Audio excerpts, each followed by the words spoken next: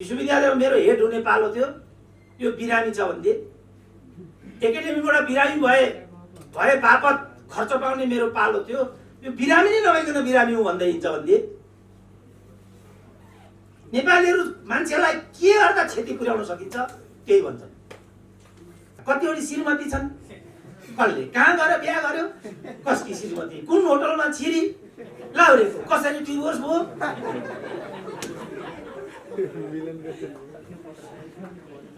मलाई लाग्छ यसमा हामीले अलिकति नियन्त्रण ल्याउनै पर्छ।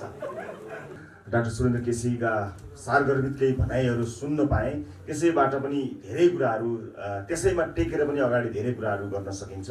उहाँको भनाइले विशेष गरेर अनलाइन पत्रकारितालाई एकदमै धेरै जिम्मेवार बन्नका लागि प्रेरणा दिएको मैले पाएँ र उहाँले भन्नुभएका कुराहरू उहाँको आफ्नो शैलीमा अझ जुन शैली सर्वप्रिय शैली छ अचेल एकदमै धेरै रुचाइन्छ। त्यो उहाँको भनाइ, उहाँले आफ्ना भनाइहरूलाई प्रस्तुत गर्ने तरिका र विशेष गरेर सञ्चार माध्यम होस् अथवा नयाँ पिँढीलाई जसरी उहाँले प्रेरणा दिने तरिकाले अभिव्यक्त गर्नुहुन्छ त्यो अभिव्यक्तिले गर्दा अझ यसमा रस भरिएको मैले पनि पाएँ। यहाँ उपस्थितहरूले पनि पाउनुभयो होला र अब विभिन्न अनलाइन पोर्टलहरूमा यो भनाइहरू आउँदा उहाँहरूले पनि पाउनुभयो होला। धेरै लडाइँहरू बोलेर जितेको छु, एउटा लडाइँ नबोलिकन जित्न चाहन्छु। यो विषयमा म केही महिना नबोली जित्न चाहन्छु। मलाई थाहा छ कहिलेकाहीँ कुनै विषयमा नबोल्दा पनि जित्न सकिँदो रहेछ भन्ने कुरा मलाई धेरैले भन्नुभएको छ।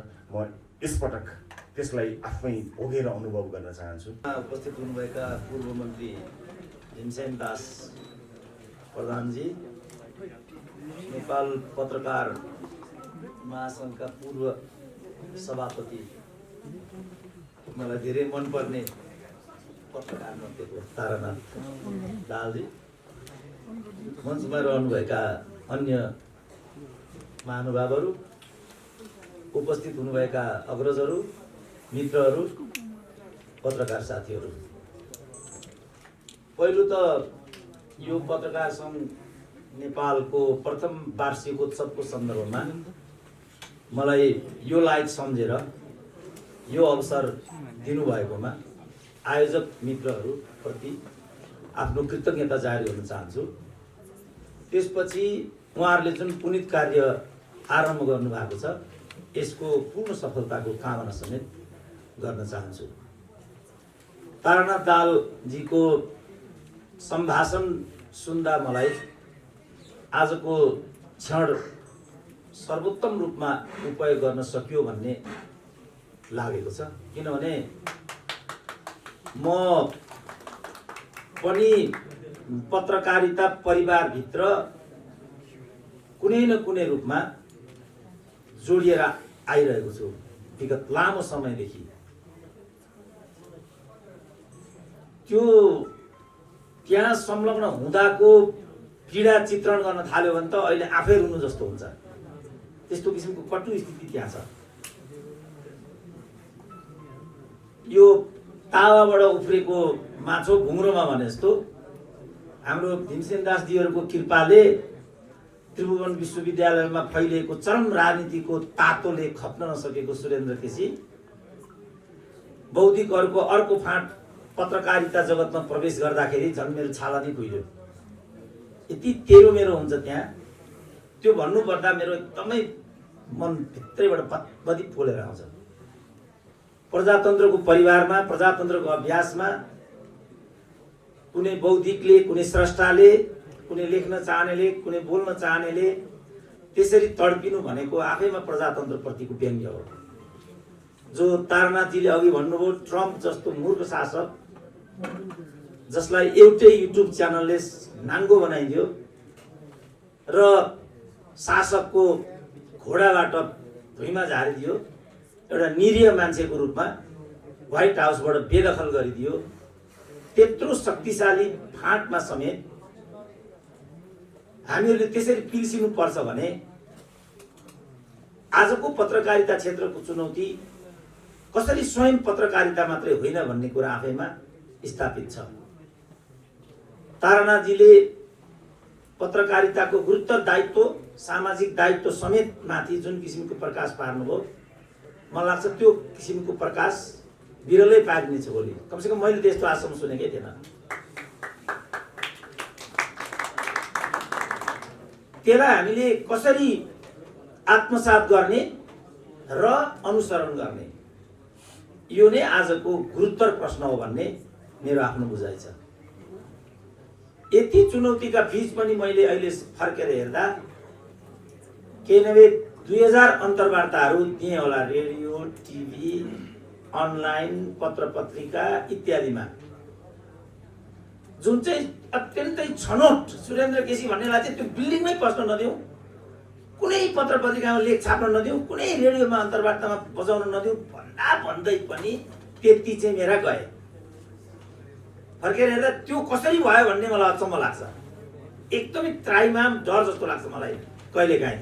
त्यो जम्मैको मैले रेकर्ड राख्ने गरेको छु, यो गते कहाँ, यो बार कहाँ, यो कहाँ, यो कहाँ। मेरो पहिलो टेलिभिजन इन्टरभ्यू पीटिभी बजेको थियो इस्लामाबादमा। इस्लामाबादमा मेरो पहिलो अन्तर्वार्ता बजिसकेपछि यहाँका मान्छे लज्जाबोध हो।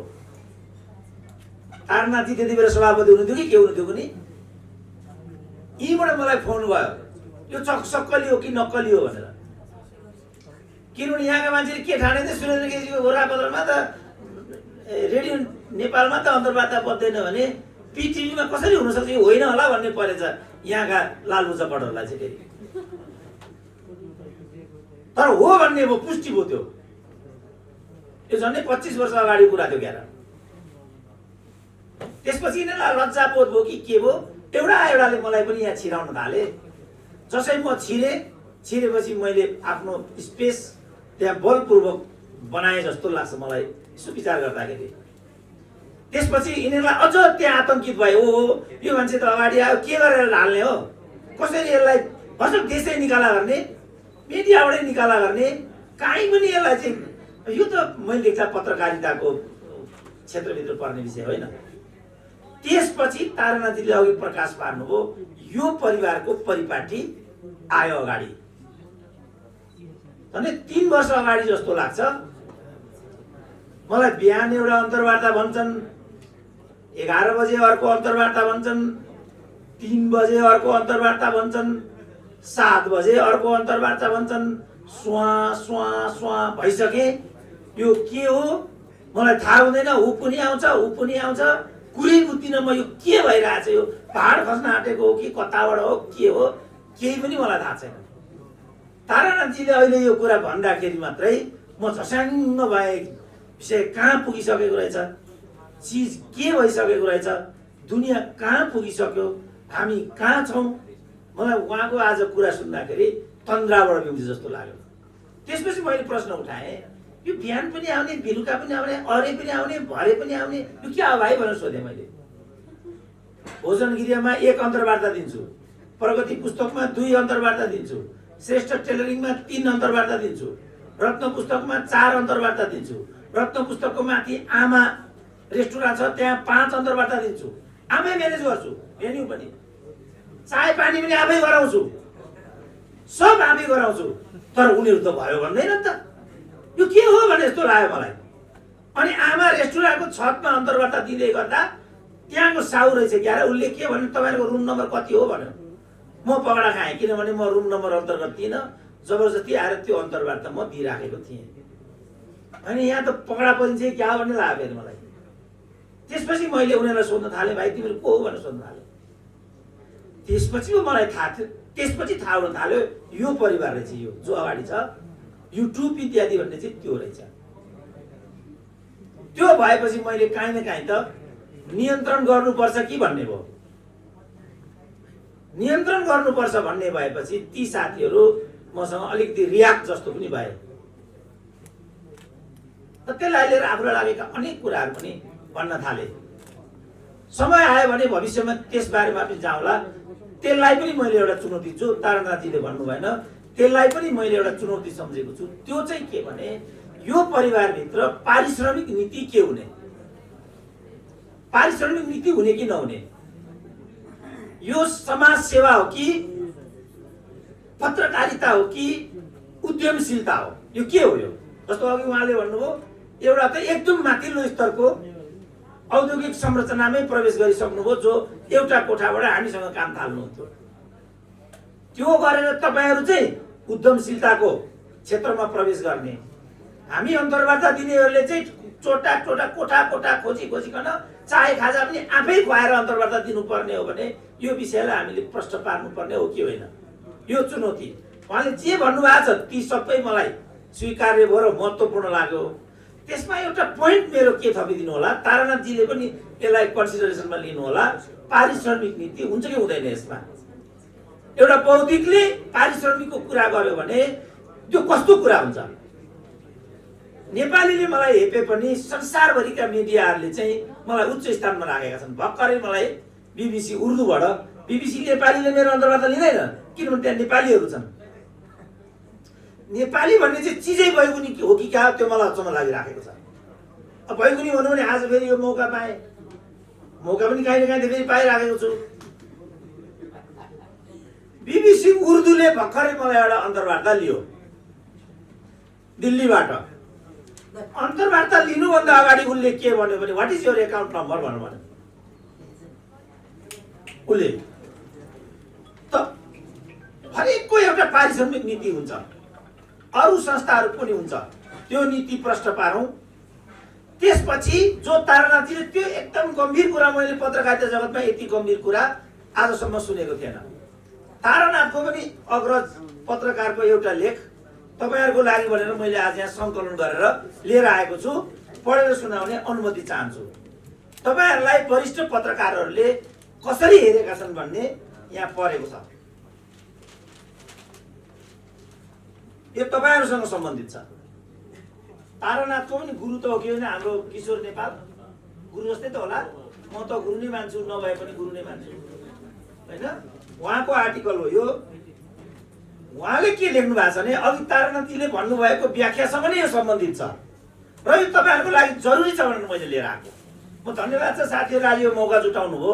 यो कुरा म भन्न चाहन्थे किनभने झन्डै 2 महिना अगाडि युट्युबरहरु संगठित हुनुपर्छ भनेर मैले 4 जना युट्युबर साथीहरुलाई आफ्नोमा बोलाए। यसले अलिकति दायरा नाङ्ग थाल्यो, वैयक्तिक कुरा ल्याउने, चारित्रिक कुरा ल्याउने, मान्छेका गोपनीय कुराहरू ल्याउने, मानिसका शारीरिक अङ्गहरूलाई विषयवस्तु बनाउने, दिदीबहिनीहरूको अस्मितामाथि सांघातिक हमला हुने, यो राम्रो हुँदैन। मैले देख्दा यो कुनै पत्रकारिताको धर्म पनि होइन र मर्म पनि होइन। त्यो कुरा समेत पनि यहाँ भयो। विज्ञान र प्रविधिले हामीलाई ठुलो अवसर दिएको छ। हामीहरू आफैले त विज्ञान र प्रविधिमा केही पनि गर्न सकेनौँ। हामीबाट केही तरक्की हुन सकेन। नेपालीहरूसँग वैज्ञानिक चिन्तन छ भन्ने पनि मलाई आजसम्म लाग्दैन। हामी मूलत परम्परावादी नै छौँ किनभने हाम्रो राजनीति पनि त्यस्तै छ। त्यहाँ वंशवाद छ, त्यहाँ द्रव्यको कुरा छ, त्यहाँ नातेदारीहरू छ। यो कुरा पत्रकारितामा पनि आइपुगेको हुनाले समेत पनि यस्तो भएको होला भन्ने मलाई लाग्छ। तर विज्ञान र प्रविधिले जो हामीलाई सुविधा यत्रो अवसर दिएको छ, यसमा सानो लगानी होला, तर त्यो प्रविधिलाई प्रयोग गरेर मानिसहरू उद्यमशीलताको स्पेसमा समेत उत्रिन सक्नु भनेको त ठुलो अवसर हो नि हामीलाई। यो यसलाई नै हामीले बदनाम गरिदिने हो भने भोलि हामी काहीँका पनि हुँदैनौँ। राज्यले त हामीलाई कुनै मौका दिँदै दिएन। उद्यमशीलता पनि हामीभित्र त्यो खालको भएन। विज्ञान र प्रविधिले दिएको अवसरलाई समेत पनि हामीले प्रयोग नगर्ने हो भने अब हामी कहाँ हुन्छौँ त? कति हेप्छन् मान्छेले हामीलाई, कति अपमान गर्छन्। नेपाली पासपोर्ट भन्ने बित्तिकै, नेपाली अनुहार भन्ने बित्तिकै ग्लोबल ग्लोबल ग्लोबल ग्लोबल हाम्रो स्ट्यान्डर्ड के छ त्यहाँबाट हेर्नुपर्छ हामी को हो भनेर। यहाँ म कत्रो पदमा छु भन्ने कुरा गाउनुहुन्छ, मेरो पासपोर्टको के भ्यालु छ भन्ने कुरा मेजर हुन्छ। त्यो छ अवस्था। हरेक ठाउँबाट हामी मार्जिनलाइज हुँदै गइराखेका छौँ। अब यहाँबाट पनि हामी मार्जिनलाइज भएर गयौँ भने पछिल्लो हाम्रो जुन प्लेटफर्म हो जसको बारेमा तारानाथजी राम्रो व्याख्या गर्नुभएको छ, त्यो पनि हाम्रो लागि उपयुक्त भएन भने हामी थप पछाडि जान्छौँ। यो राम्रो हुँदैन भन्ने हिसाबले यो कुरालाई मैले जरुरी सम्झेर सोचिरहेको थिएँ। किशोरजीको यो लेख यहाँ आएछ। यो लेखको 4 पंक्ति मात्रै म तपाईँलाई सुनाउँछु। यति बेला समाजमा सबैभन्दा महत्त्वपूर्ण देखिएको छ साइबर सेना, जसले राष्ट्रपति र प्रधानमन्त्री दुवैको हात बलियो बनाउँछ रे। उनीहरू पत्रकारको जाली परिचय पत्र बोक्छन्, फोहोरी छन् र खतरनाक छन्। हेर्नुहोस् त, बाफरे, डर लाग्यो पढ्दाखेरि त मलाई। र खतरनाक छन्, सोझै भन्छन् पढ्दै गर्दा डर लाग्यो क्या मलाई त। सोचै भन्छन् मधेसमा भए 1 ज्यानको 10 लाख हो,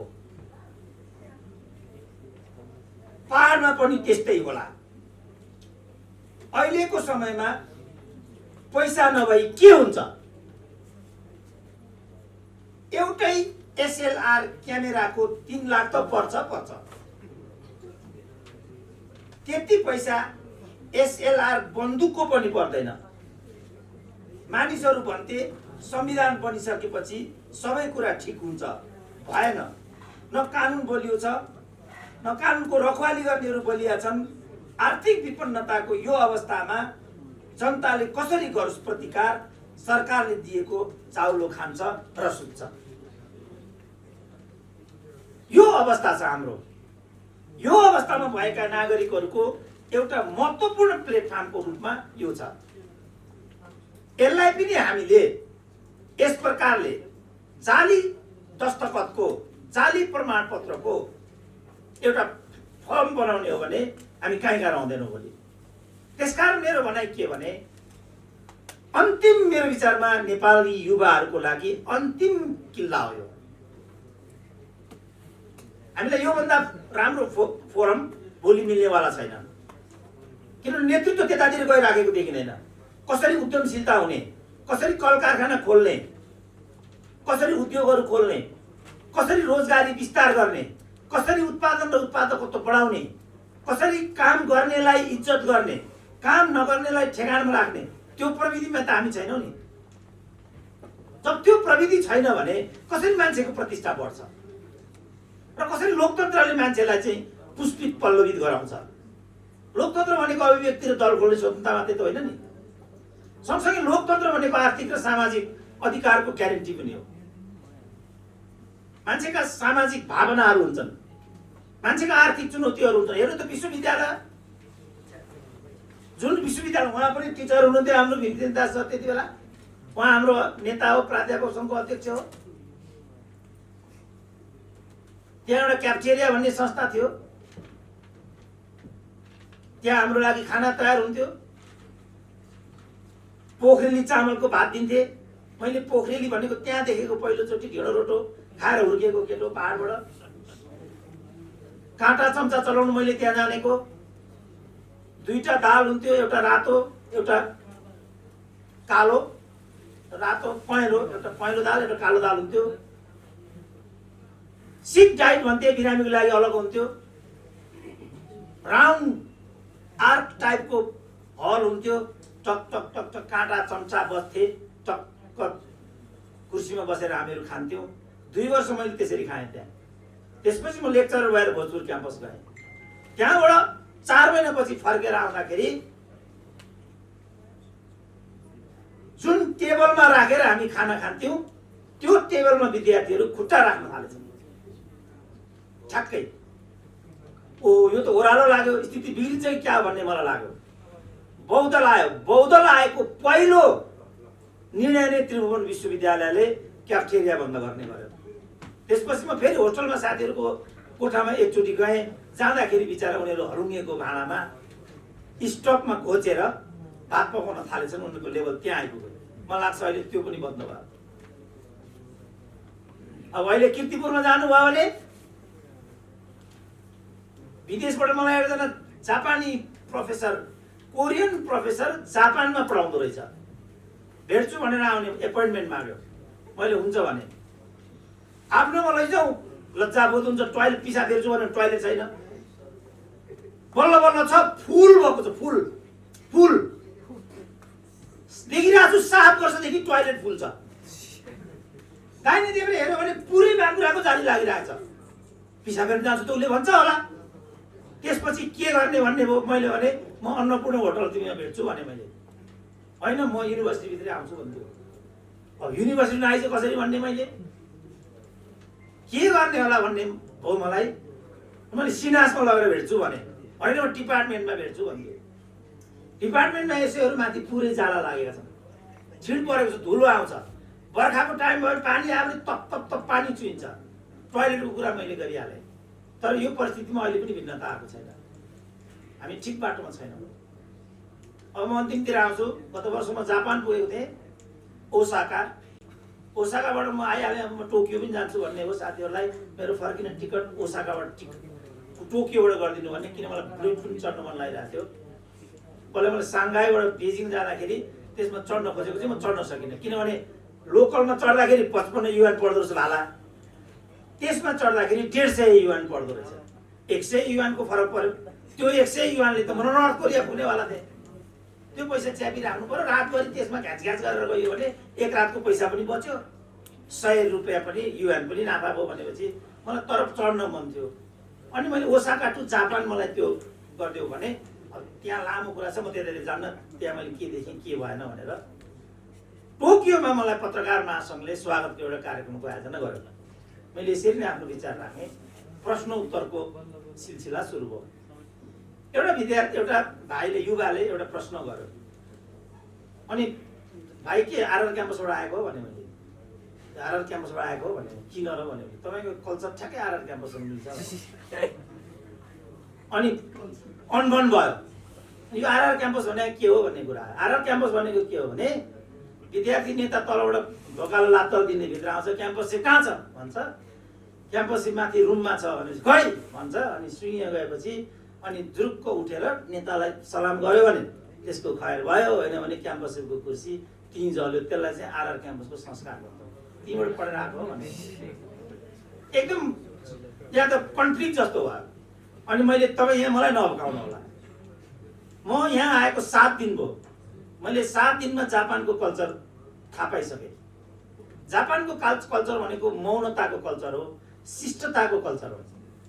विनाशपछि कसरी उठ्न सकिन्छ भन्ने हिरोसिमालाई फुलको फुल फुलाउने कल्चर हो जापान भनेको। आरआर क्याम्पस भनेको यो सबैको उल्टो हो। तिम्रो कल्चर ठ्याक्कै त्यस्तै छ। कमसेकम 7 दिनमा मैले जापान थाहा पाएँ। तिमीले 2 वर्षमा जापान थाहा पाएनौ भने बाँकी जीवन तिमीले कसरी यापन गर्छौ? त्यो सम्भव छैन। नपाउनु टिचरलाई कहिले पनि। त्यो भने के लागेको नि त्यो मान्छेलाई। फर्केर म यहाँ आएँ। 7 दिनपछि मैले सोसियल मिडियामा के देख्छु भनेदेखि नेपालीहरूको एउटा डिनर पार्टी थियो। त्यहाँ बियरको बोतलले हानाहान गरेर रक्ताम्ने भएको चित्र मैले त्यो सोसियल मिडियामा हेर्न सकिनँ। जापानमा रगतको खोलो बगाउने भन्ने कुरा कल्पना पनि गर्न सकिँदैन। ज्यानको त्यत्रो महत्त्व छ त्यहाँ। कसैलाई कसैले कुट्दैन त्यहाँ।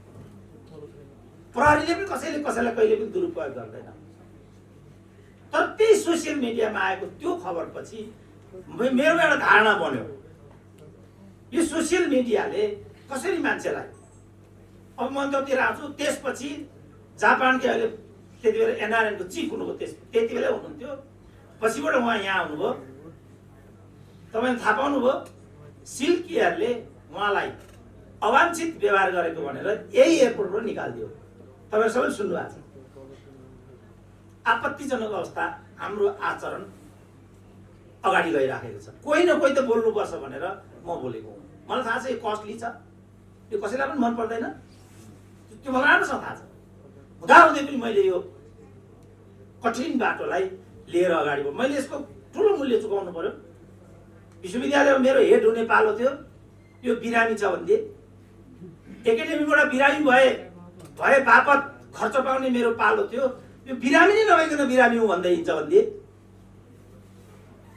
नेपालीहरू मान्छेलाई के गर्दा क्षति पुर्याउन सकिन्छ त्यही भन्छन्। यसलाई दरबारिया भन्दा क्षति पुर्याउन सकिन्छ भने दरबारिया भनिदिन्छन्। यसलाई माओवादी, अहिले त विप्लववादी हो, विप्लववादी भन्दा क्षति पुर्याउन सकिन्छ भने विप्लववादी भनिदिन्छन्। ओलीकै भाषणको कुरा गरौँ न। धर्म संहिता कोनी के जम्मै खारिज भएको घोषणा गर्नको लागि नारा नीतिमा कार्यक्रम गरेको हो भनेर भनिन्थ्यो। तर ओलीले त्यसको ठ्याक्कै विपरीत कुरा त्यहाँ भनेर गइदिए। त यसकारणले यस्तो एउटा समयमा हामीहरू छौँ। त्यस्तो समयमा एउटा क्यामेरा लिएर तपाईँहरू एउटा नयाँ क्षितिज र एउटा नयाँ चुनौतीभित्र प्रवेश गर्दै हुनुहुन्छ। यसको गरिमालाई बुझ्नु होला, यसको संगठनको गरिमालाई पनि बुझ्नु होला। मान्छेको व्यक्तिगत कुरा, चारित्रिक कुरा, दुराशयबाट कसैलाई सिद्ध्याउँछु भन्ने कुरा यो तपाईँहरू कुनै हालमा नगर्नु होला। जुन चाहिँ मैले एकदम गरेको देख्छु। यो क्याटेगोरिकल्ली म तपाईँलाई भन्छु कुनै हालतमा नगर्नु होला, यो काम तपाईँको होइन। खोज पत्रकारिता गर्न पाइँदैन भन्ने मलाई एकजना सोधिरहेको थियो। खोज पत्रकारिता भनेको तपाईँ खोज पत्रकारिता भनेको थाहा छ? भिरकुटी कागज कारखानामा कसको सेयर कति छ, त्यसको मुख्यालय कहाँ छ, त्यो कसको पालामा बन्द भयो तपाईँलाई थाहा छ भने मैले थाहा छैन। त्यो चाहिँ खोज पत्रकारिता हो। त्यो पत्ता लगाउनुहोस् कहाँ छ भिरकुटी कागज कारखाना, त्यसले कति कागज पैदा गर्थ्यो तपाईँलाई थाहा छ? भिरकुटी कागज कारखानाले उत्पादन गरेको कागज जापानको पैसा निर्माणको लागि प्रयोग हुन्थ्यो। तपाईँ सुन्नु भएको छ? यो चाहिँ खोज पत्रकारिता हो। कसका कतिवटा श्रीमती छन्, कसले कहाँ गएर बिहा गर्यो, कसकी श्रीमती कुन होटलमा छिरी लाउरेको, कसरी डिभोर्स भयो।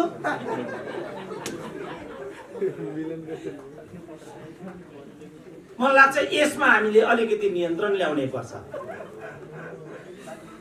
अब राम्रो लागेन साथीहरूलाई क्षमा गर्नु होला। हामीले एकदमै समयमा नियन्त्रण ल्याउन सक्यो। तपाईँलाई म अझै एउटा चुनौतीको कुरा भन्छु, मलाई लाग्छ यो सिस्टम एक दिन गएर ब्रेक हुन सक्छ यही बाटोमा हामी गयौँ भने। And that will be disastrous for us because it has given a excellent forum for us for investing nothing. 1 crore रुपियाँ लगानी गर्दाखेरि जे तपाईँहरूले हासिल गर्नुभएको छ बौद्धिक नैतिक रहरहरू त्यति हासिल हुँदैन। तपाईँले एउटा 50,000 को क्यामेराबाट त्यो चिज प्राप्त गर्नुभएको छ। त्यसकारण यो गरिमालाई तपाईँहरूले चिन्न सक्नुहोस्। तारानाथजीले जे कुरा भन्नुभयो मलाई एकदम बहुतै कम राम्रा भाषण मध्ये एउटा सुने भन्ने लागेको छ मलाई आज। त्यस्ता विचारहरू सुन्नुहोस्। म त त्यसै पनि गुरु हुँ, अलिकति हप्की तप्कीको भाषा आइहाल्छ। भारी बोक्ने छोरो पनि हुँ म। भारी बोक्नेमा त त्यसै पनि त्यस्तै हुन्छ, जे लाग्छ भन्छ, मनमा केही पनि हुँदैन। तर समाज त जाली पो रहेछ, यो त हिसाब गरेर भक्तो रहेछ, यो त खतरा पो रहेछ यो त। हामी यहाँ त टिक्दैनौँ। तर तारानाथजीहरूले जे कुरा भनिरहनु भएको छ त्यसबाट तपाईँहरूले विकसित हुने कोसिस गर्नुहोला। यसको उत्तरोत्तर प्रगतिको कामना म आफू पनि गर्न चाहन्छु। यति भइसकेको छ भने थाहा पाएको भए त यसमा मलाई सल्लाहकार राख्नुहोस् भन्थे म, त्यस्तो पनि भन्थे। मलाई केही थाहा थिएन, किन मैले आफै भने तपाईँहरू सङ्गठित हुनैपर्छ। किनभने सङ्गठनले मात्रै मान्छेलाई अनुशासन दिन्छ, दायरा दिन्छ, अरू पद्धतिहरू दिन्छ, ट्रेनिङका कुराहरू आउँछन्, अरू विषयहरू हुन्छ। असङ्गठित मानिसले कहिले पनि आचार र विचारलाई व्यवहारमा उतार्न सक्दैन, किन उसलाई त्यो पद्धति नै थाहा हुँदैन। त्यसकारण सङ्गठित हुनुपर्छ र सङ्गठनको अम्ब्रेला मुनि सम्पूर्ण गतिविधि। तर सङ्गठनलाई निजीकरण गर्ने, राजनीतिकरण गर्ने, अब अहिले त जातिकरण, भाषाकरण, क्षेत्रकरण, लिङ्गीकरण, अब यो सब त सक्दै सकिँदैन। अन्त्यमा आएर गुट पनि मिलाउनु पर्छ। अब यो मिलायो ऊ मिलेन, ऊ मिलायो ऊ मिल्दैन, लास्टमा केही पनि मिल्दैन, पार्टी फुट्छ। यो पनि फुट्छ फेरि। त्यो काम नगर्नु होला, त्यो रोग चाहिँ यहाँ नहाल्नु होला। यति भनेर फेरि एकपल्ट यो राम्रो मौकाको लागि र यसको उत्तरोत्तर प्रगतिको लागि एकैचोटि थोकमा म धन्यवाद भन्न चाहन्छु। अब मेरो विचार सुनिदिनु भएको छ, सबै सानो उमेरको नै हुनुहुन्छ होइन। फेरि मलाई भाइ भन्नु होला फेरि। मभन्दा सानो उमेरको मात्रै भन्छु मभन्दा सानो उमेरको, किनभने म भर्खरै दमकमा एउटा कार्यक्रममा यसरी नै गएको थिएँ गेस्ट भएर। त्यहाँ 20 वर्ष मुनिका मात्रै थिए सहभागीहरू। मलाई अचम्म लाग्यो, मेरो भाषणलाई त्यति एटेन्टिभली सुनेको मलाई सम्झना थिएन। त्यसपछि मलाई के लाग्यो भने अलिकति राजनीतिक रङको विषयवस्तु पनि सुन्नेपट्टि नेपाली युवाहरू अब आकर्षित भएका छन्। किनभने उनीहरूलाई थाहा भइसक्यो जापान गए पनि, म्यानमार गए पनि, न्युयोर्क गए पनि मर्न त यहीँ आउनुपर्छ। देखेन अस्ति कोभिडको बेला सारा मान्छेहरू मर्नको लागि यहाँ आए, तर मर्न यहाँ आएका मानिसहरू पनि यहाँ मर्न उचित सम्झेनन्। किनभने मर्न पनि पेटमा अलिकति क्यालोरी चाहिन्छ, जो यो देशमा छैन। त्यसको खोजीमा हिँडेको मान्छे हुँ म। सम्भव भयो भने मेरो त्यो खोजीमा केही साथ पनि दिनु होला र हामीहरू सँगै जान सक्यौँ भने त्यो भोलिको पिँढीको लागि धेरै नै राम्रो हुनेछ। म बिदा लिन्छु। फेरि एकपल्ट आयोजकहरूलाई धन्यवाद दिन्छु। विशिष्ट महानुभावहरूलाई म एकैपटक सम्बोधन गर्न चाहन्छु बराबर सम्मानका साथ। सम्बोधनहरूमा धेरै समय खर्च गर्ने परम्परालाई तोड्ने अभियानमा म छु। यसका अर्थमा सबैलाई सामूहिक रूपमा बराबर उचित सम्मान मेरो नमस्कार छ र विशेष गरेर आजको यो कार्यक्रम अनलाइन टेलिभिजन पत्रकार सङ्घ अनलाइन टेलिभिजन पत्रकारिताको विषयसँग केन्द्रित रहेको हुनाले पनि मलाई यहाँ सहभागी हुन मन पनि लाग्यो। कतिपय कार्यक्रममा एकपटक यसो सहभागी भइदियो भन्ने मन लाग्छ, कतिपय कार्यक्रममा हेरतेरिका कसरी छल्ने होला भन्ने जस्तो लाग्छ। तर यो कार्यक्रममा उपस्थित भएर आफ्ना केही कुराहरू राख्नु मेरो लागि अत्यन्त जरुरी छ। त्यस अर्थमा पनि यहाँ उपस्थित हुन पाएँ। म आयोजक जति पनि हुनुहुन्छ उहाँहरू सबैलाई धेरै धेरै धन्यवाद दिन चाहन्छु। यसभन्दा अगाडिका धेरै महत्त्वपूर्ण मन्तव्यहरू मैले छुटाएँ, म त्यसका लागि क्षमा चाहन्छु। तर मैले यहाँ यो हलमा प्रवेश गर्दै गर्दा डाक्टर सुरेन्द्र केसीका सारगर्भित केही भनाइहरू सुन्न पाएँ। त्यसैबाट पनि धेरै कुराहरू त्यसैमा टेकेर पनि अगाडि धेरै कुराहरू गर्न सकिन्छ। उहाँको भनाइले विशेष गरेर अनलाइन पत्रकारितालाई एकदमै धेरै जिम्मेवार बन्नका लागि प्रेरणा दिएको मैले पाएँ र उहाँले भन्नुभएका कुराहरू उहाँको आफ्नो शैलीमा अझ जुन शैली सर्वप्रिय शैली छ अचेल एकदमै धेरै रुचाइन्छ। त्यो उहाँको भनाइ, उहाँले आफ्ना भनाइहरूलाई प्रस्तुत गर्ने तरिका र विशेष गरेर सञ्चार माध्यम होस् अथवा नयाँ पिँढीलाई जसरी उहाँले प्रेरणा दिने तरिकाले अभिव्यक्त गर्नुहुन्छ त्यो अभिव्यक्तिले गर्दा अझ यसमा रस भरिएको मैले पनि पाएँ। यहाँ उपस्थितहरूले पनि पाउनुभयो होला र अब विभिन्न अनलाइन पोर्टलहरूमा यो भनाइहरू आउँदा उहाँहरूले पनि पाउनुभयो होला। त्यसैमा टेकेर केही कुराहरू मात्र म थप्न चाहन्छु। विशेष गरेर मानिसले सूचना कहाँबाट लिन्छ भन्ने कुरा अब अलिकति गौण नै भइसकेको छ। मानिसले सूचना चाहिँ मानिसलाई चाहिएको नै छ, तर त्यो सूचना कसले दिन्छ, कसरी दिन्छ भन्ने कुरा अब महत्त्वपूर्ण विषय होइन। जसले सूचना दिन्छ त्यो सूचनाको खोजीमा मान्छे दौड्न थालेको हुनाले नै पछिल्लो समय मेन स्ट्रिम जर्नलिजमलाई अथवा भनौँ न जसलाई भनिन्छ नि एउटा मेन स्ट्रिम जर्नलिजमका रूपमा चिनिन्छ, मूलधारको पत्रकारिता सँगै अथवा कतिपय परिप्रेक्ष्यमा त त्योभन्दा पनि अझ त्यसलाई पनि उछिनेर अनलाइन पत्रकारिता अगाडि बढेको धेरैले महसुस गरेका छन्। उनलाई त म भनिँदै आएको यो मेन स्ट्रिम सञ्चार माध्यम मूलधारी सञ्चार माध्यमसँग सम्बन्धित भएर मैले आफ्नो कर्म गरेँ। तर म चाहिँ अलिकति भाग्यमानी यस अर्थमा भएँ कि मूलधारको टेलिभिजनमा काम गरिरहँदा पनि अनलाइन पत्रकारिता गर्ने साथीहरूको पनि माया मैले पाउन सकेँ। म त्यो भाग्यमानी मान्छे भएको हुनाले पनि आजको यो मञ्च कतै न कतै कहीँ न कहीँ मेरो लागि पनि हो भन्ने सोचेर नै म यहाँ उपस्थित हुन पाएको छु। र मैले पहिला पनि बताएको थिएँ र त्यसमा त्यो आफ्नो प्रतिबद्धता अझै पनि म रिपिट गर्न के चाहन्छु भने हिजो अहिले भर्खरै 1 मिनेट अगाडि दर्ता भएको सञ्चार माध्यम र 30औं 40औं 50औं 100औं वर्षदेखि चलेको सञ्चार माध्यमलाई पनि म चाहिँ विभेद गर्ने पक्षमा छैन। भर्खरै आएको अथवा कसैलाई हेपेर होच्याएर जसरी भनिन्छ म चाहिँ त्यसको पक्षमा छैन, म चाहिँ त्यसको विपक्षमा छु। मान्छेले हेर्न चाहेको चिज मूलधार पत्रकारिताबाट आउन सक्यो भने मूलधार पत्रकारिताले धेरै अभ्यास गरेको हुनाले त्यहाँ अलिकति मेच्युरिटी आउँछ, अलिकति परिपक्वता आउँछ। त्यो कुरा सत्य हो। तुलनात्मक रूपमा अनलाइन सञ्चार माध्यमहरूमा त्यो परिपक्वताको कमी छ। तर इट्स अल राइट। त्यस्तो धेरै पीर मान्नुपर्ने, आपत मान्नुपर्ने, बर्बादै गरे यिनीहरूले सिद्ध्याए युट्युबे हुन् भनेर तर्सिनुपर्ने, होच्याउनु पर्ने, गाली गर्नुपर्ने कारण म देख्दिनँ। हरेक मान्छेले सिक्दै जान्छ, हुर्किँदै जान्छ, मेच्योर हुँदै जान्छ र भोलि पर्सि त्यो कन्टेन्ट मेच्योर हुँदै जान्छ। तर त्यसो भनिरहँदा सामान्य एउटा आचार संहिता भनौँ अथवा सामान्य मर्यादालाई पनि ख्याल गर्न नसक्ने अनलाइन हुन् या अन्य माध्यमहरू हुन्, ती माध्यमहरू चाहिँ मेरो यो भनाइको दायराभित्र पर्दैनन्। त्यो भ्रममा चाहिँ कोही पनि नपर्नु होला कृपया। तर त्यसबाहेक जसले आफ्नो क्षेत्रबाट जिम्मेवार भएर प्रयास गरिरहनु भएको छ, भर्खरै सञ्चार माध्यम जोइन गरेको मान्छेले पनि यदि यो समाजप्रति जिम्मेवार भएर खबरदारी गर्न अघि सर्दछ भने मेरो लागि त्यो भर्खर जन्मिएको सञ्चार माध्यमको सम्मान पनि उत्तिकै हुन्छ, बराबर हुन्छ। म यसलाई रिपिट गर्न चाहन्छु। यसले तपाईँहरूलाई अझ बढी जिम्मेवार बनाओस्। म यहाँहरूलाई शुभकामना पनि अभिव्यक्त गर्दछु।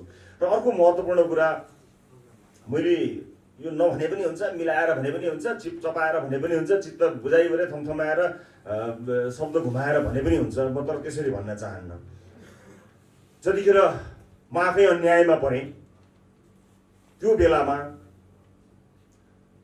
मूलधारको सञ्चार माध्यमले मेरो पक्षमा होइन, घटनालाई लिएर जुन किसिमको कन्जुस्याइ गर्यो, यदि त्यो कन्जुस्याइ अनलाइन सञ्चार माध्यमहरूले, अनलाइन टेलिभिजन कर्मीहरूले, युट्युबका साथीहरूले त्यस्तै कन्जुस्याइ गरिदिएको भए म माथिको अन्याय न्यायमा परिणत हुन धेरै गाह्रो हुन्छ। म जस्ता धेरै मान्छेहरू, म त आवाज भएको, म त टेलिभिजनमा किन्दिनँ, नेसनल टेलिभिजनमा प्रसारण हुने मान्छे, म आवाजविहीनमा पर्दिनँ, तर अन्यायमा त परेको थिएँ, जुन प्रमाणित पनि भयो। त्यस्ता कयौँ मान्छेहरू छन् जसको आवाज मूलधारले लिँदैन, जसको हेडलाइन मूलधार सञ्चार माध्यम बन्दैन। त्यस्तो घटनाहरू, त्यस्ता पीडितहरूको आवाज मूलधार मान्छे बन्दैन, त्यस्ता मान्छेहरूको आवाज बनेको छ मूलधारको सञ्चार माध्यम, जो अलरेडी जसको आवाज छ। केपी ओलीलाई आवाज चाहिन्छ, प्रचण्डलाई आवाज चाहिन्छ, या विनोद चौधरीलाई आवाज चाहिन्छ? जसको आवाज अलरेडी ठुलो छ त्यसैको आवाजको भोल्युम बढाउनमा लाग्ने जुनसुकै, चाहे अनलाइन होस् चाहे मूलधारको सञ्चार माध्यम होस्, म त्यसको सख्त विरोधी हुँ।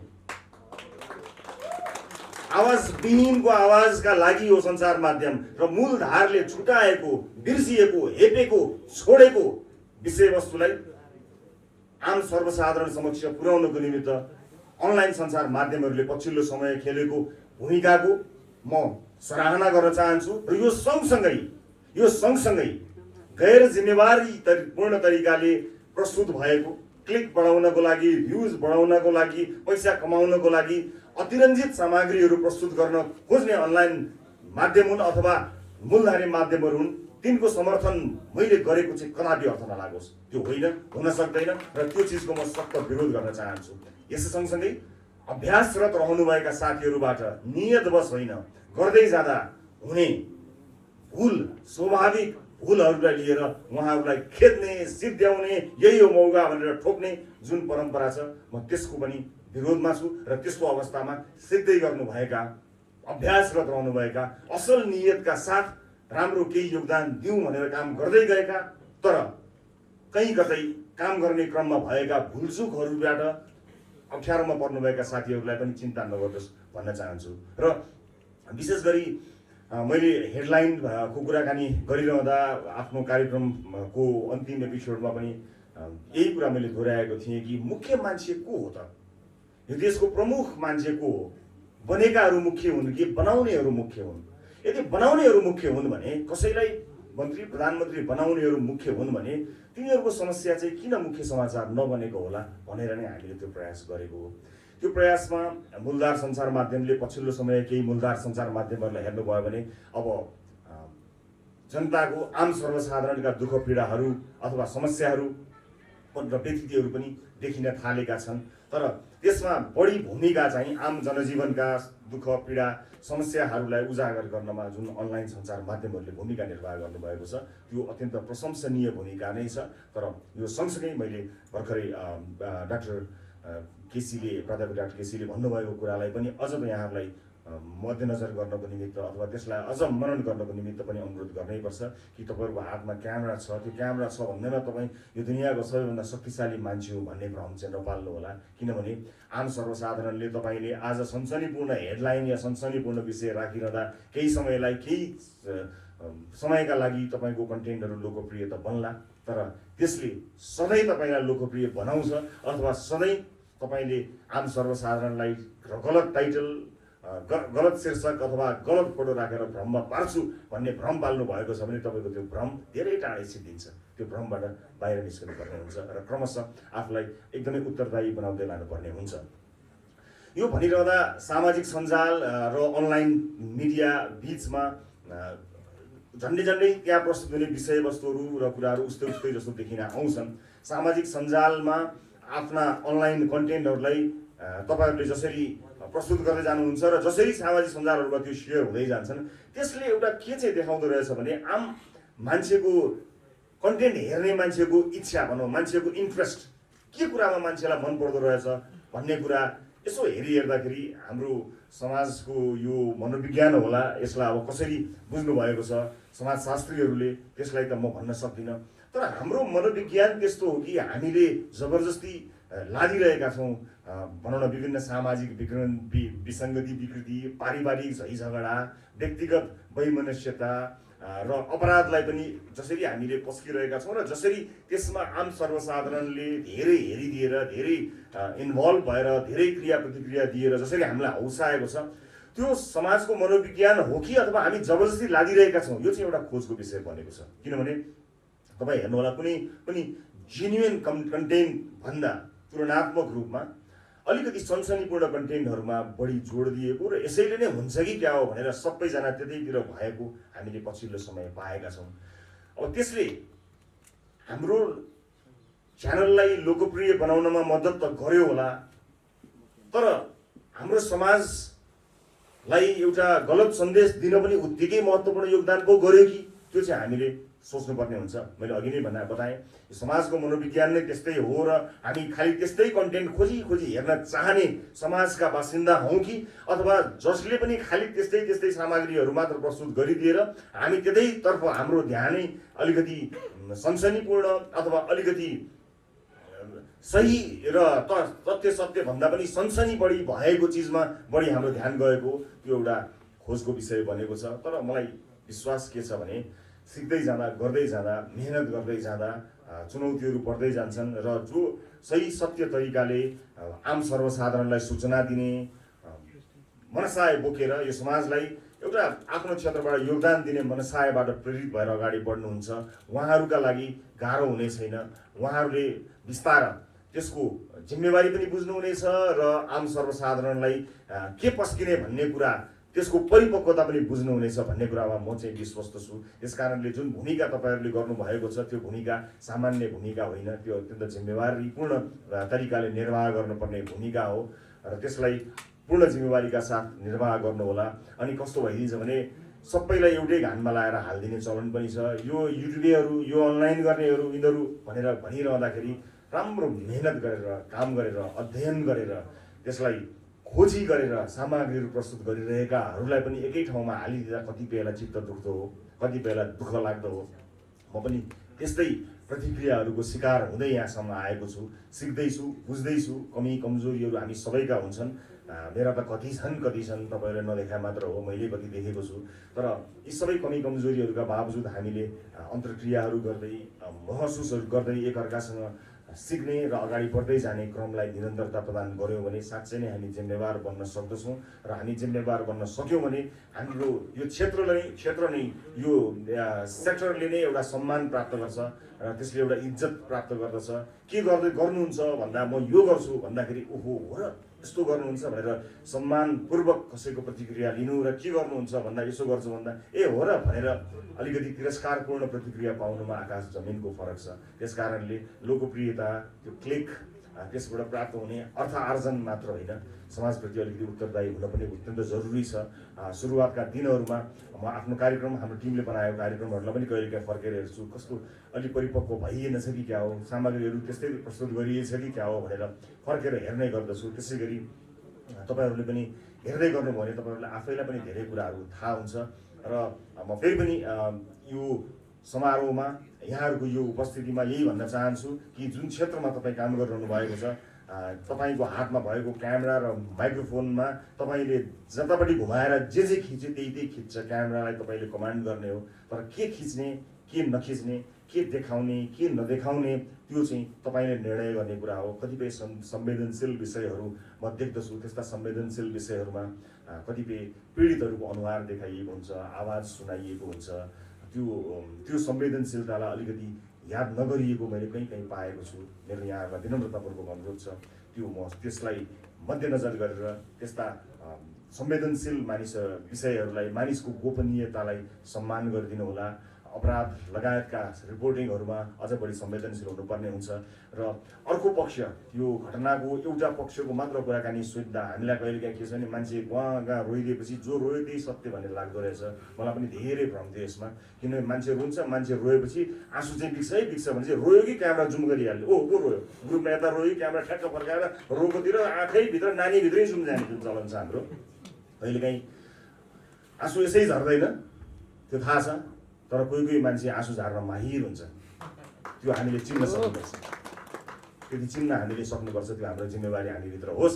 यही भन्न चाहन्छु। फेरि अब म यस्तो यो अनलाइन पत्रकारिता या कुनै पनि पत्रकारिता यो होस् यस्तो होस् यसको मापदण्ड यसका सबै चिजहरू भन्न सक्ने त्यति क्षमतावान मान्छे म होइन। यसै क्षेत्रमा काम गर्दै गरेको एउटा सिकारु एउटा सञ्चारकर्मी हुँ। तर पनि आजको कार्यक्रममा यति विशिष्ट मान्छेहरूको साथमा मलाई यहाँ तपाईँले राखिदिनु भएको छ। म यहाँलाई फेरि पनि धेरै धेरै धन्यवाद दिन चाहन्छु र केही समय अलिकति आफ्नो कुरा राखिहाल्छु यो मौकामा। मलाई यो पछिल्लो समय धेरै साथीभाइहरूले कार्यक्रमको विषयलाई लिएर किन मौन हुनुभयो, किन बोल्नु भएन भनेर धेरैले भनि पनि रहनु भएको छ। मैले धेरै लडाइँहरू बोलेर जितेको छु। एउटा लडाइँ नबोलिकन जित्न चाहन्छु। यो विषयमा म केही महिना नबोली जित्न चाहन्छु। अब थाहा छ कहिलेकाहीँ कुनै विषयमा नबोल्दा पनि जित्न सकिँदो रहेछ भन्ने कुरा मलाई धेरैले भन्नुभएको छ। म यसपटक त्यसलाई आफै भोगेर अनुभव गर्न चाहन्छु। हरेक अप्ठ्यारोमा हरेक मुस्किलमा मेरो लागि अथवा हाम्रो टिमका लागि मैले गरेको कर्मका लागि सधैँ अग्रपङ्क्तिमा देखिनुहुने तपाईँ अनलाइन पत्रकारिता गरिरहनुभएका सम्पूर्ण साथीभाइहरूलाई यही मौकामा ती सम्पूर्ण साथ जतिसुकै मुस्किल अवस्थामा पनि मलाई तपाईँहरूले अनवरत दिनुभएको साथका लागि हात जोडेर नमस्कार भन्छु। धन्यवाद भन्न चाहन्छु। धेरै धेरै धन्यवाद। नमस्कार।